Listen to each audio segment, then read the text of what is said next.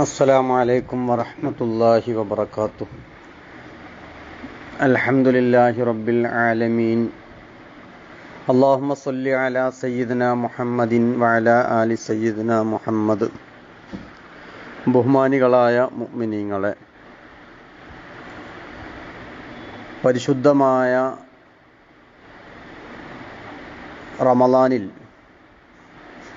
നാം നിർവഹിക്കുന്ന ഏറ്റവും പുണ്യമായ ഇബാദത്ത് നോമ്പാണ് എന്ന് നമുക്കൊക്കെ അറിയാം. വർഷത്തിൽ ഒരു മാസം പൂർണ്ണമായും അല്ലാഹു സുബ്ഹാനഹു വ തആല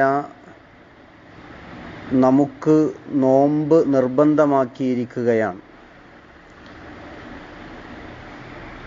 അത് പരിശുദ്ധമായ റമളാനിലാണ്. റമളാനല്ലാത്ത മറ്റ് ഇതര മാസങ്ങളിൽ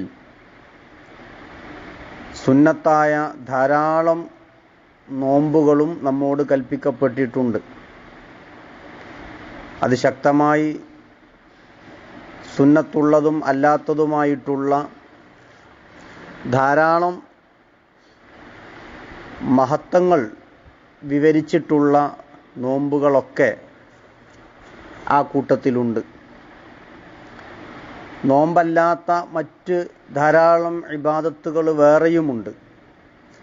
എന്നാൽ ആ ഇബാദത്തുകളിൽ നിന്നൊക്കെ വേറിട്ട് നിൽക്കുന്ന ഒരു ആരാധനയാണ് നോമ്പ് എന്ന് പറയുന്നത്. അതുകൊണ്ട് തന്നെയാണ് അല്ലാഹു സുബ്ഹാനഹു വ തആല നോമ്പിനെ പ്രത്യേകം എടുത്തുകൊണ്ട് പറഞ്ഞ് അതിൻ്റെ പ്രതിഫലം ഞാൻ നൽകുമെന്ന് അള്ളാഹു സൂചിപ്പിച്ചത്. അത് സിറും ബൈനഹു വ ബൈനല്ലാഹ്, അവൻ്റെയും അള്ളാഹുവിൻ്റെയും ഇടയിലുള്ള ഒരു രഹസ്യമായ ഒരു ഇബാദത്താണ് നോമ്പ്.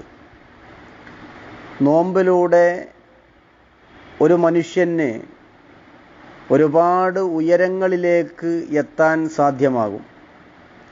കാരണം മനുഷ്യൻ്റെ ഇച്ഛകളെ മുറിച്ച് കളയുന്ന, അവൻ്റെ താൽപ്പര്യങ്ങളെ ഇല്ലായ്മ ചെയ്യുന്ന, തിന്മകളിൽ നിന്നെല്ലാം മനുഷ്യനെ ദൂരത്താക്കുന്ന ഒരു ആരാധന നോമ്പിനോളം മറ്റൊന്നില്ല എന്നതാണ്. അതുകൊണ്ട് തന്നെയാണ് മഹാനായ അബൂ ഉമാമ റളിയല്ലാഹു അൻഹു മുത്തുനബി തങ്ങളോട്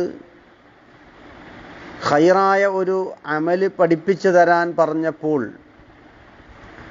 അവിടുന്ന് അലൈക ബിസ്സൗം, നോമ്പ് മുറുകെ പിടിക്കാൻ വേണ്ടി ഉപദേശിച്ചത്. രണ്ടാം തവണയും ചോദിച്ചപ്പോഴും മറുപടി അതുതന്നെയായിരുന്നു. മൂന്നാം തവണയും ആവർത്തിച്ചപ്പോൾ മുത്തുനബി സല്ലല്ലാഹു അലൈഹി വസല്ലമ തങ്ങൾ അവിടുന്ന് പറഞ്ഞ മറുപടി ഫഇന്നഹു ലാ ഇദല ലഹു, അല്ലെങ്കിൽ ഫഇന്നഹു ലാ മിസ്ല ലഹു, നോമ്പിനോളം സമാനമായ തുല്യമായ മറ്റൊരു അമലില്ല എന്നാണ്. ഏത് വിഷയത്തിൽ? പ്രതിഫലത്തിൻ്റെ വിഷയത്തിലും അതുപോലെ തന്നെ മനസ്സിനെ ശുദ്ധീകരിക്കുന്ന വിഷയത്തിലും. ഏതൊരു ഇബാദത്തും ഹൃദയത്തെ ശുദ്ധീകരിക്കുമെങ്കിലും ഖൽബിനെ ശുദ്ധീകരിക്കാൻ ഏറ്റവും ഉയർന്ന തലത്തിലുള്ള ഒരു ഇബാദത്താണ് നോമ്പ്.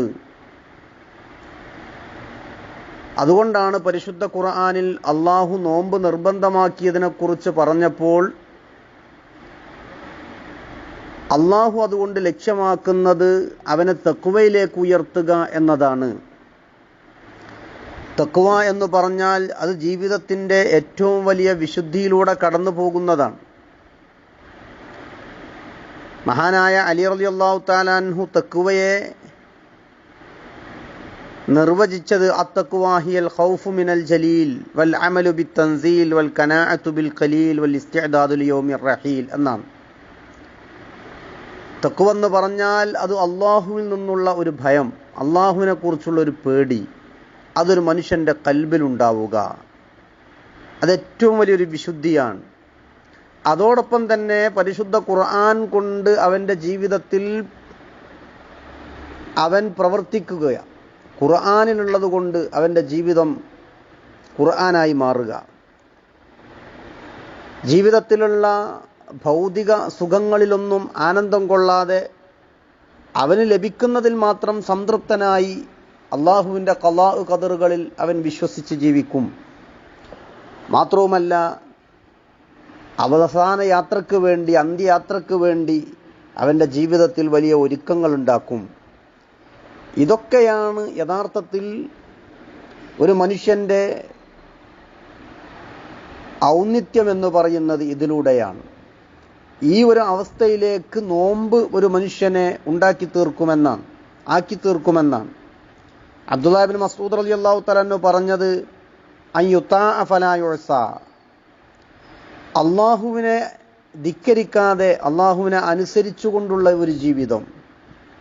വഅൻ യുദ്കറ ഫലാ യുൻസ, അവനെ വിസ്മരിക്കാതെ അള്ളാഹുവിനെ അനുസ്മരിച്ചുകൊണ്ടുള്ള ഒരു ജീവിതം. വഅൻ യുഷ്കറ ഫലാ യുക്ഫർ, യാതൊരു കാരണവശാലും അള്ളാഹുവിനോട് നന്ദി കേട് കാണിക്കാതെ നന്ദിയുള്ളവനായി അവൻ ജീവിക്കുക. തോന്നിയതുപോലെ ജീവിക്കാൻ അവന് സാധിക്കില്ല. യഥാർത്ഥത്തിൽ നോമ്പിലൂടെ നേടിയെടുക്കുന്ന ഒരു വിശുദ്ധി അവൻ്റെ ജീവിതത്തിൽ വലിയ മാറ്റങ്ങൾ ഉണ്ടാക്കും. മഹാനായ ഉമർ ഇബ്നു അബ്ദുൽ അസീസ് റളിയല്ലാഹു തആല എന്ന് പറഞ്ഞത്, അത്തഖിയ്യു മുലജ്ജമുൻ ലാ യഫ്അലു കുല്ലമാ യുരീദ് എന്നാണ്. കടിഞ്ഞാണമിടപ്പെട്ടവനാണ് യഥാർത്ഥത്തിൽ മുത്തഖിയായ ഒരു മനുഷ്യൻ എന്ന് പറയുന്നത്. ഓൻ ഉദ്ദേശിച്ചതെല്ലാം ചെയ്യുന്ന ഒരു പ്രവർത്തനം അവനിൽ ഉണ്ടാവുകയില്ല. ഇങ്ങനെയുള്ള ഒരു വളരെ വിശുദ്ധിയോടുകൂടെയുള്ള ഒരു ജീവിതം, പാപമുക്തമായ ഒരു ജീവിതം. മൻ സ്വാമ റമളാന ഈമാനൻ വഹ്തിസാബൻ ഗുഫിറ ലഹു മാ തഖദ്ദമ മിൻ ദംബിഹി, ഹദീസിലുണ്ടല്ലോ. പരിശുദ്ധമായ റമളാൻ മാസം നോമ്പെടുത്തു കഴിഞ്ഞാൽ അവൻ്റെ കഴിഞ്ഞുപോയ പാപങ്ങളൊക്കെ പൊറുക്കപ്പെടും എന്ന്. അപ്പോൾ ജീവിത വിശുദ്ധിയോടുകൂടെ പാപമുക്തമായ ഒരു ജീവിതം അവന് ജീവിക്കാൻ നോമ്പിലൂടെ സാധ്യമാകും എന്നതാണ്.